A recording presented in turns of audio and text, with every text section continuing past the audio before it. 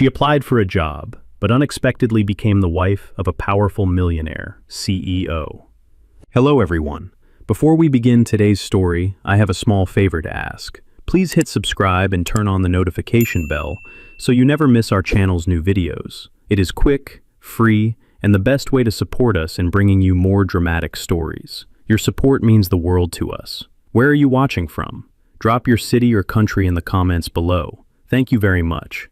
Now, let us go back to our main character. She stands outside a glass tower that slices into the gray morning sky, clutching a thin folder against her chest like it is the last solid thing she owns. Inside that folder is her resume, printed on borrowed paper, the ink slightly smudged at the corner. She takes a breath that does not quite reach her lungs. This is not just a job interview. This is her final shot. The revolving doors whisper as they turn, and suddenly she is inside a world that smells like polished marble and expensive coffee. Everything here is quiet, controlled, powerful. Men and women move with purpose, heels clicking, voices low, eyes sharp. No one looks lost, no one looks scared, except her. She smooths her blazer, one size too big, bought secondhand, the sleeves folded inward to fit her arms. Her phone vibrates in her pocket, a reminder she does not need. Rent overdue, medical bills waiting, a deadline that does not care about hope or effort. The receptionist barely glances up. Name? She says it clearly, steadying her voice. The receptionist points down the hall without a smile. The elevator ride feels longer than it is. Each floor number lights up like a countdown. When the doors open, the air changes. Quieter, colder. This floor belongs to one man. The interview room is minimal. One table, two chairs, floor-to-ceiling windows overlooking the city. And him. He does not stand when she enters. He is seated at the head of the table, posture straight, suit perfectly tailored, his presence heavy enough to fill the room without a single word. This is the man people whisper about, the man whose decisions move markets, the man employees fear and investors worship. The powerful millionaire chief executive officer who built his empire with precision and ice in his veins. He lifts his eyes to her, and for a brief moment, everything else disappears. Sit, he says. She does. The interview is short, brutally efficient. He does not ask about dreams. He asks about skills, pressure, limits, what she would sacrifice to succeed. Each question lands like a test she cannot afford to fail. She answers honestly because she has nothing left to pretend with. At last, he closes the folder containing her resume. You are qualified, he says, flat and unreadable. Relief sparks in her chest, sharp and fragile. Then he adds, but this position is no longer what you think it is. Her heart stutters. He leans back slightly, fingers interlaced, eyes never leaving hers. I need more than an employee. Silence stretches between them. I need a wife. The words do not make sense at first. They float in the air, heavy, absurd, terrifying. She blinks, certain she misheard him. I'm sorry, she says carefully. I think there has been a misunderstanding. There has not, he replies calmly. This is a contract, a legal arrangement. You will be compensated well. You will live here. You will appear at my side when required. And when the contract ends, you walk away free. Her pulse roars in her ears. She came here looking for a job. She did not know she was about to be offered a marriage that would change her life forever. She does not respond right away. The words still echo in her head as if the room itself has spoken them. A wife. Not a role she applied for, not a future she imagined. Her fingers tighten in her lap, nails pressing into skin she barely feels. I am here for a job, she finally says, her voice calm but thin. If this is some kind of joke, I would rather leave now. It is not a joke, he replies. He stands at last, moving toward the window, the city spread beneath him like a controlled asset. He does not look back when he speaks again. You were not selected by accident. I reviewed dozens of candidates. You stood out because you are not desperate in the way most people are. Her breath catches. She almost laughs at the irony. I am desperate, she says quietly.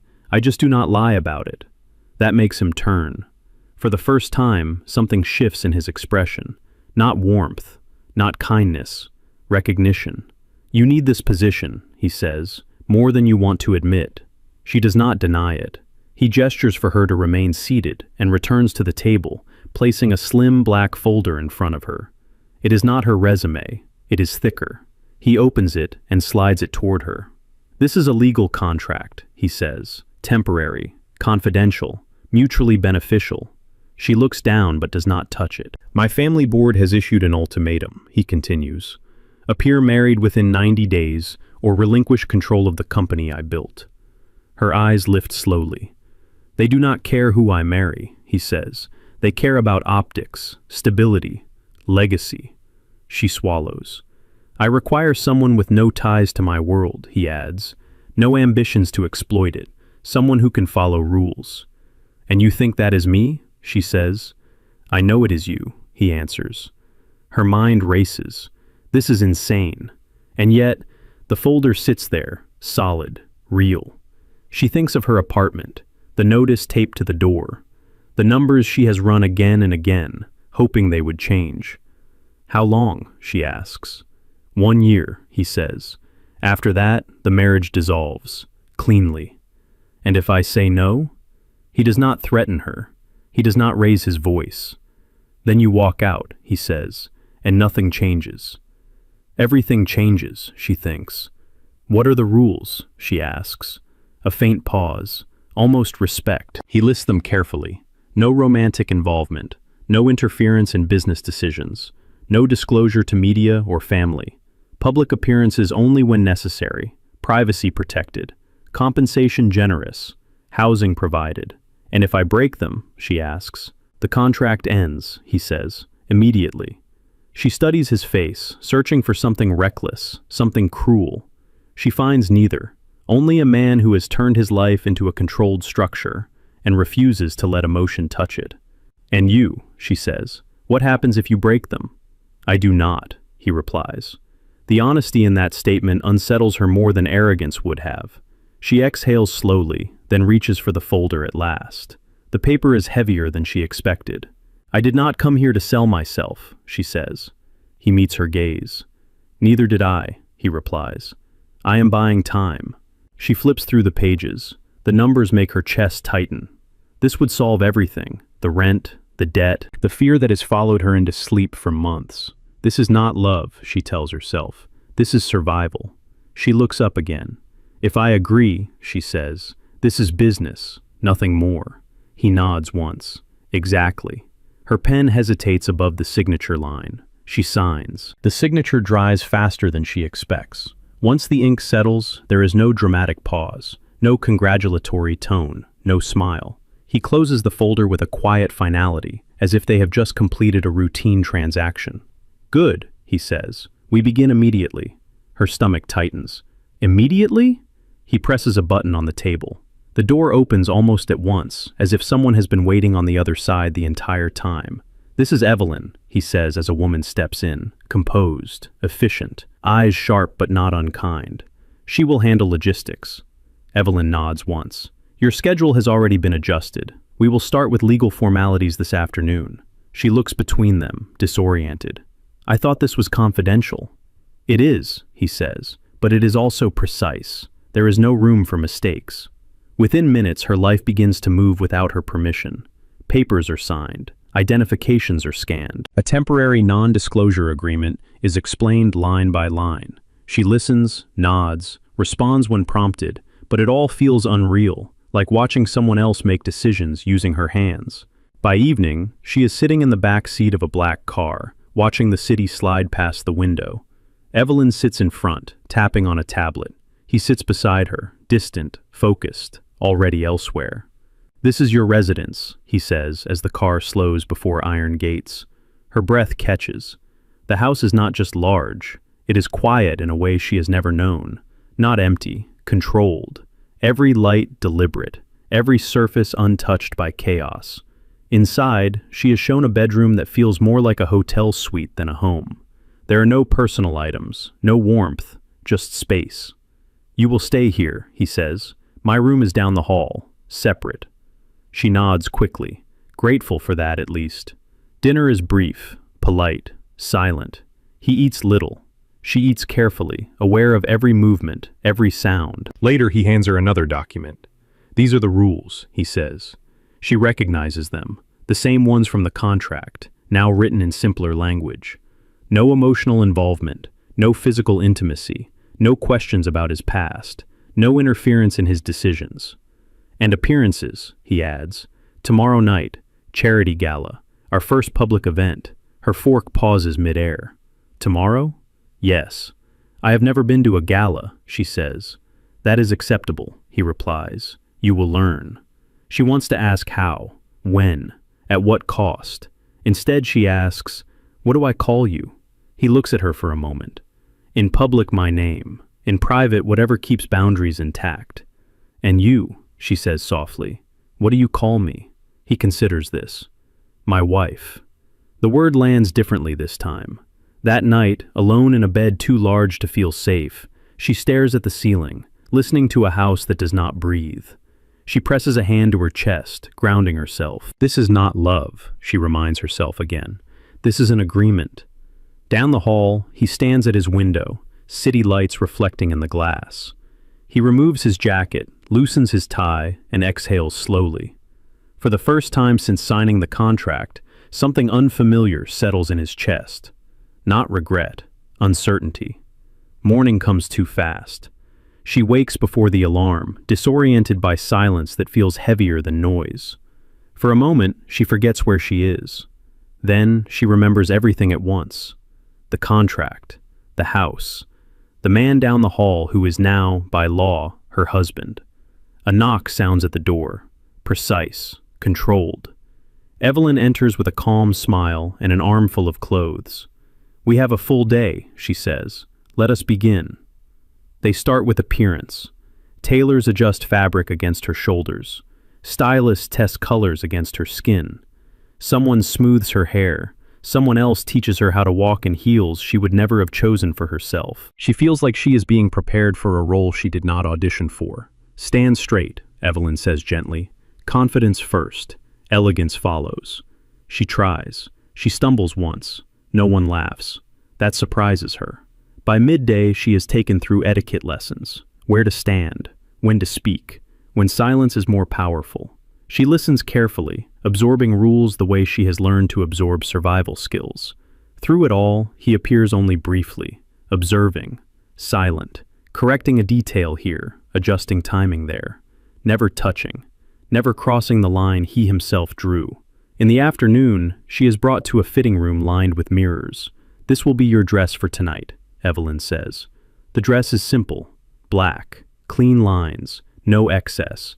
It does not scream wealth, it whispers control. When she steps out wearing it, the room goes quiet. He looks at her then, really looks. Acceptable, he says. She does not know why that word stings more than criticism would have. The car ride to the gala is quiet. City lights blur past the windows. Her hands rest in her lap, fingers tightly intertwined. You do not need to speak unless spoken to, he says calmly. Follow my lead. And if someone is rude, she asks.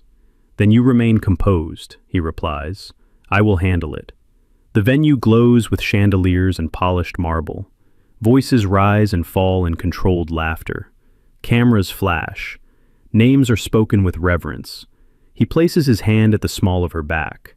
Light, professional, enough for appearances. This is my wife, he says to the first group they approach. The word echoes again, louder this time. She smiles. She nods. She listens. Someone comments on her dress. Someone asks where she studied. Someone else assumes she comes from old money. She corrects no one. Then it happens.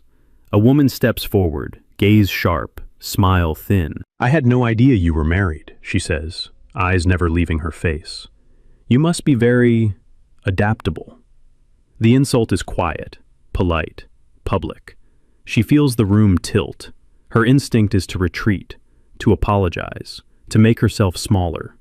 Instead, she breathes. I am, she says evenly. Adaptability is how people survive.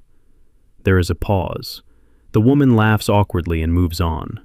He looks at her then, surprised. Later, as the evening winds down, she notices something else. He does not let anyone speak over her. He does not correct her. He watches how she carries herself now, steadier with each moment. When they return to the car, The tension finally breaks. "You did well," he says. It is the first compliment he has given her. She looks out the window, heart still racing. "I just followed the rules." He nods, but his eyes linger on her reflection in the glass. For the first time since signing the contract, she feels something unexpected. Not fear, momentum. The headlines appear the next morning. She does not read them at first. She hears them. The quiet buzz of his phone on the kitchen counter. The low murmur of the television she forgot to turn off. Her name, spoken by strangers, wrapped in speculation. New wife appears beside the most powerful CEO in the city. She stands still, mug cooling in her hands. He enters the room already dressed, tie perfect, expression neutral. He glances at the screen once, then turns it off. "You will not respond," he says calmly, "neither publicly nor privately." "I was not planning to," she replies. That is the truth. She learned long ago that attention rarely comes with kindness. The real test does not come from the media. It comes hours later, inside a room with no cameras and no applause. The boardroom. She sits beside him at the long, polished table, aware of every pair of eyes assessing her value like a line item. Men and women in tailored suits exchange glances that say everything without a word. One of them smiles thinly. "We were not informed of this arrangement in advance." "It was not a discussion," he replies. "It was a decision." Another voice follows. "With all due respect, this feels impulsive." Silence settles. She keeps her posture straight, her hands folded, her expression calm. Then a third member speaks, older, sharper. "May we ask what qualifications your wife brings to this role?" There it is. She feels the familiar pull to disappear, to let him answer, to stay invisible. But something in her resists. Before he can speak, she lifts her gaze. "I do not manage his company," she says evenly. "I manage myself." The room stills. "I understand why my presence feels inconvenient," she continues. "I did not grow up in boardrooms. I do not speak in forecasts or percentages, but I know pressure, I know responsibility, and I know what it costs when people are treated as expendable." A pause. "I am not here to advise you," she finishes. "I am here because he asked me to stand beside him. That is all." No apology, no explanation beyond that. Someone scoffs quietly. Someone else studies her more closely. He does not interrupt. He does not correct her. When the meeting ends, the tension follows them into the hallway. "That was unnecessary," he says once they are alone. She stops walking. "I followed the contract," she replies. "I did not interfere with business. I spoke only when addressed." He watches her carefully. "They will not forget that," he says. "I am not asking them to," she answers. That night, the house feels different, not warmer, just less hollow. They eat dinner in silence again, but it is not the same silence as before. It carries weight now. "You could have stayed quiet," he says finally. She meets his gaze. "You hired me to follow rules, not to erase myself." Something shifts then, subtle, unnamed. Days pass, appearances multiply, each one harder than the last. She is criticized, praised, dissected. She adapts without losing her voice. And slowly, something else becomes clear. People listen when she speaks, not because of his name, because she does not pretend to be what she is not. One evening, after another public function, he hands her a glass of water instead of wine. "You notice details," he says. She blinks. "I had to." He studies her for a moment, then looks away. "This arrangement," he says carefully, "was designed to protect control." She nods. "I know. And yet," he adds, quieter, "it is changing things I did not intend." She does not ask what he means, but for the first time since signing the contract, neither of them reaches for distance. The test is not over, it has only begun. The house is quiet again, but it no longer feels empty. It is late. The city beyond the windows glows in soft fragments of light, distant and indifferent. She stands in the kitchen, barefoot on cold stone, rereading a message on her phone she never sends. There is nothing urgent in it, just a reminder of who she was before all of this began. She hears him enter without announcing himself. "You are still awake," he says. "So are you," she replies. He pours himself a glass of water and leans against the counter, jacket removed, sleeves rolled up. Without the suit, without the boardroom, he looks different, less controlled, more human. "You handled tonight well," he says. She nods but does not smile. "It was not difficult. People expect less when they assume you do not belong." He studies her for a moment. "You belong here." The words surprise them both. Silence stretches, softer than before. "Why me?" she asks suddenly. "Out of everyone you could have chosen." He does not answer right away. His gaze drifts toward the window. "Because you do not ask for access," he says finally. "You do not negotiate your worth." She waits. "My last marriage was a negotiation," he continues. "Every gesture calculated, every conversation recorded somewhere I could not see." She did not know there was a last marriage. "I learned that love, when treated as leverage, becomes dangerous," he says. "So I removed it from the equation." She leans back against the counter, arms crossed loosely. "And what happens if it does not stay removed?" His jaw tightens slightly. "Then the contract ends." "Immediately," she repeats. "Yes." She looks at him, really looks at him now. The lines of exhaustion he never shows in public, the tension that never leaves his shoulders. "You are afraid," she says quietly. He meets her gaze, surprised by her certainty. "Of losing control," she adds. "Not of being hurt." Something shifts in his expression. He does not deny it. "I built everything by anticipating weakness," he says, "including my own. And now," she says gently, "you live inside that anticipation." He exhales slowly, the sound uneven. "I did not intend for you to notice that," he admits. "I notice because I have lived it," she replies, "just without the money." The honesty between them settles, fragile but real. "I want to be clear," she says after a moment. "I am following the contract. I am not asking for more." "I know," he says. "But if this is going to work," she continues, "then silence cannot always be the solution." He considers this. "What are you suggesting?" he asks. "Boundaries," she says, "not walls."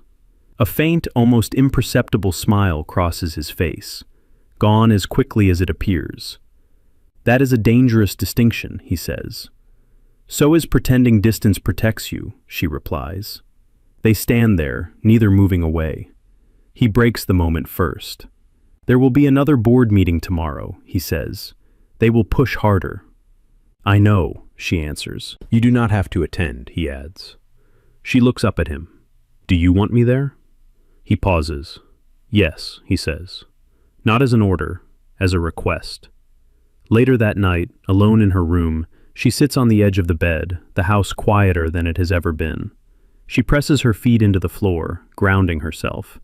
This is still an agreement, she reminds herself. But somewhere between rules and silence, something else has begun to surface. Down the hall, he loosens his tie and rests his hands on the back of a chair, staring into space. For the first time in years, control no longer feels like safety, and that unsettles him more than any boardroom threat ever has. The shift comes without warning. It begins with a call he does not take. She notices it first. His phone lights up on the counter during breakfast, a name she does not recognize. He flips the device face down without a glance. "You are not eating," she says. "I am not hungry," he replies. That is when she knows something is wrong. By noon, the rumors have moved faster than facts. Messages appear on her phone from numbers she does not know. Articles written with careful language and sharp intent. Words like arrangement, transaction, convenience. She does not open them. She does not need to. The confrontation happens that evening. They are halfway through dinner when the door opens without announcement. A woman steps inside, heels precise, posture practiced, eyes cold with familiarity. "I see nothing has changed," the woman says, still avoiding difficult conversations. He stands slowly. "You should not be here." "And yet," she replies, glancing at her, "here I am." The air tightens. "This is my wife," he says firmly. The woman smiles. "Is she?" She turns to her then. "How much is he paying you?" Silence crashes down like a held breath. She feels it then. Not anger, not shame, betrayal. Because he does not respond immediately. "I asked you to leave," he says finally. "But you did not deny it," the woman counters. Funny how contracts always surface when there is something to hide. She reaches into her bag and places a folder on the table. "Board copies," she says. "Signed, dated, everything very clean." Her hands tremble just once. "This was private," he says, his voice low. "Nothing stays private when power is involved," the woman replies, "especially when emotions start interfering." She looks at her again. "You should know, this ends badly for women like you." That is when she stands. "I am not like you," she says calmly. The woman laughs. "You already are." She turns and leaves as abruptly as she arrived. The door closes. The silence remains. "Is it true?" she asks quietly. He does not answer. "Is this marriage nothing but paperwork to you?" she presses. He looks at her then, and for the first time, he looks uncertain. "This arrangement was meant to be controlled," he says. "I did not anticipate her interference." "That is not what I asked," she says. The pause stretches too long. She steps back.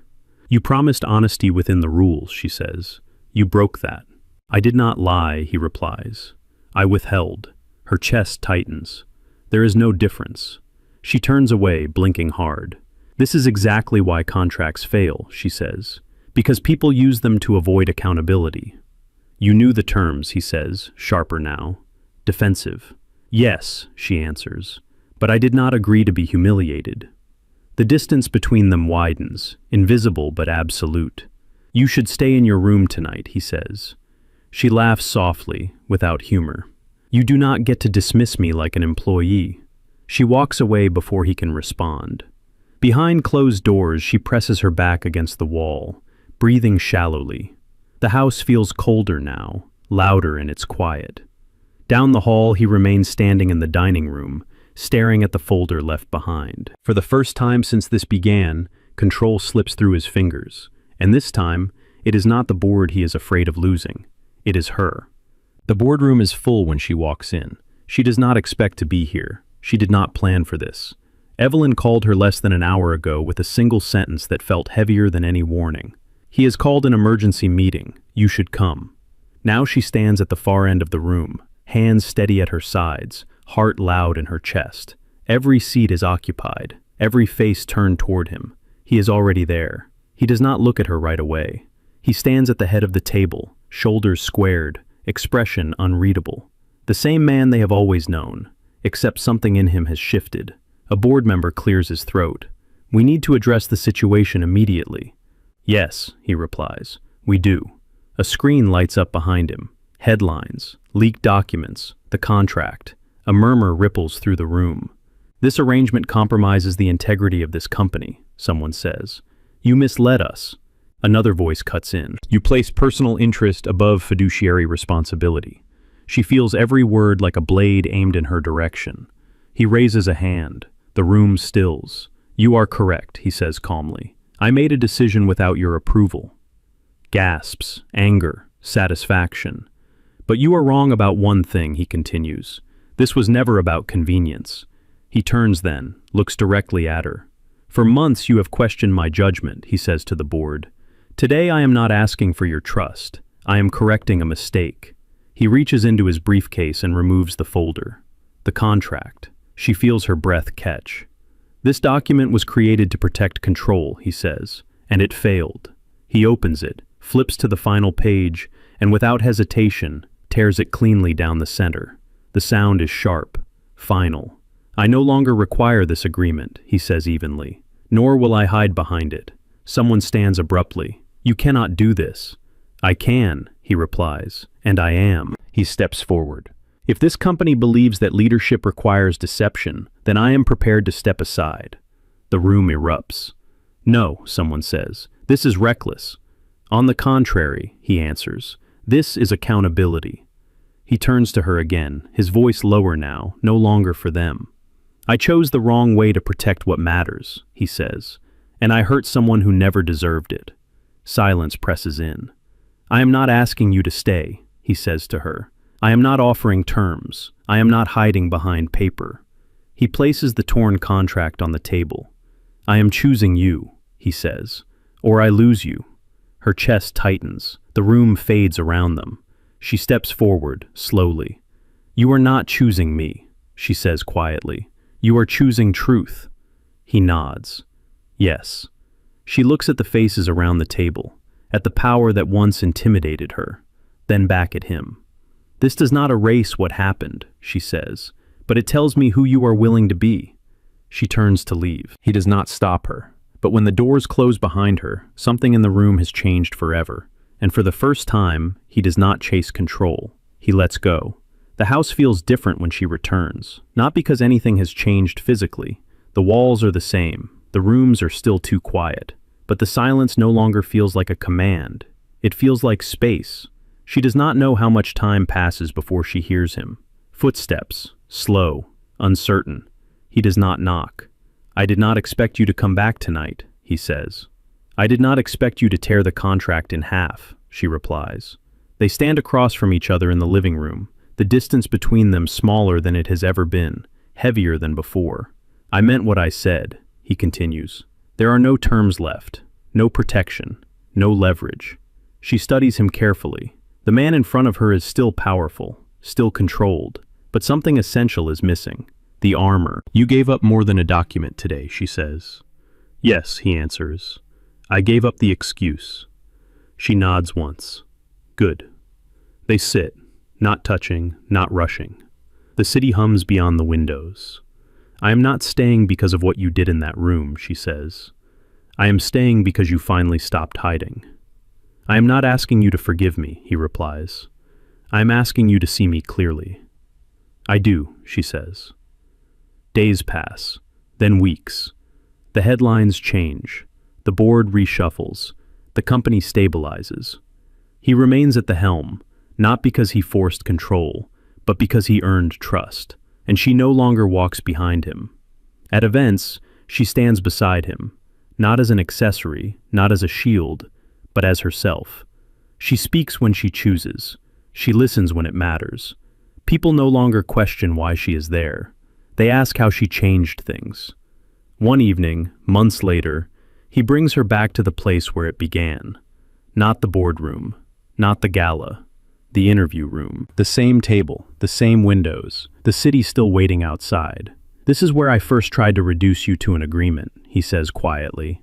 "And failed," she replies. He reaches into his pocket and removes a small box. "No cameras, no witnesses. This is not a contract," he says. "There are no rules, no timelines, no expectations." He opens it. "Will you choose me?" he asks, "without obligation?" She does not answer right away. She thinks of the woman who stood outside this building with borrowed paper and borrowed hope. The woman who signed to survive. The woman who learned when to walk away. She steps forward. "I already did," she says. Later, the wedding is small. No spectacle, no performance, just truth. As she walks toward him, she realizes something that makes her smile. She did not apply for a job. She did not accept a contract. She chose a partner. And he, the man once feared for his control, learns the one thing power never taught him. Love is not enforced, it is chosen.